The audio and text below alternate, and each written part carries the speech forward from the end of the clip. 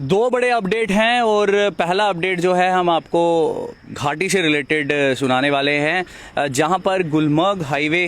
पर 4 सस्पेक्टेड यानी कि 4 सस्पिशियस राइस कुकर जो हैं वो मिले हैं और पूरी तरह से जो 4 राष्ट्रीय राइफल की जो रोड ओपनिंग पार्टी वहां पर डिप्लॉयड थी उनकी नोटिस में वो चीज़ आई और उसके बाद पूरी तरह से सिक्योरिटी फोर्सेस अलर्ट हुई। और अब तक का जो अपडेट आ रहा है जिसमें हम आपको बता दें कि जम्मू कश्मीर पुलिस और उसके साथ साथ BDS की टीम भी वहां पर मौजूद है और ऐसा भी हो सकता है कि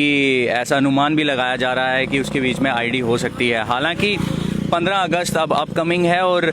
कई सारी जो ID से रिलेटेड जो इंसिडेंट होने थे उसके ऊपर सिक्योरिटी फोर्सेस ने उस प्लान के ऊपर पानी भी फेरा है। आतंकवादी इस फिराक में है कि पूरी तरह से जो जम्मू कश्मीर के बीच में सब कुछ पीसफुली चल रहा है उसको डिस्टर्ब किया जाए। और वहीं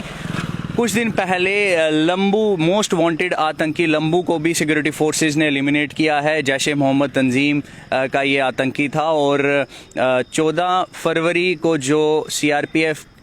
के जो पूरी की पूरी कॉन्वेय जा रही थी उसके ऊपर जो अटैक हुआ था उसका भी मास्टरमाइंड कहीं ना कहीं यही था और इसके ऊपर कई सारे बड़े खुलासे जो थे वो हमारे जो फोर्सेस हैं और उसके साथ साथ एजेंसीज हैं उन्होंने भी की थी। और कुछ दिन पहले इसके ऊपर एक प्रेस ब्रीफ भी दिया था जिसमें लेफ्टिनेंट जनरल रैंक के अफसर थे, मेजर जनरल रैंक के अफसर थे और उसके साथ साथ IG कश्मीर थे। तो कई सारी बड़ी बातें इसके ऊपर हुई थी। हालांकि सिक्योरिटी फोर्सेज ने साफ और साफ ये कहा है कि ज़ीरो टॉलरेंस दिखाई जाएगी आतंकवाद के खिलाफ। और वहीं कल के दिन भी एक बड़ी डेवलपमेंट रही थी जिसमें साफ और साफ ये कर दिया गया है,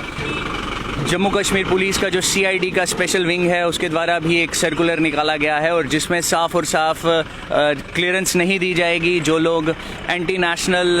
एक्टिविटीज़ के बीच में पार्टिसिपेट करते हैं या स्टोन पेंटिंग के बीच में पार्टिसिपेट करते हैं। तो साफ और साफ यही इंडिकेशन है कि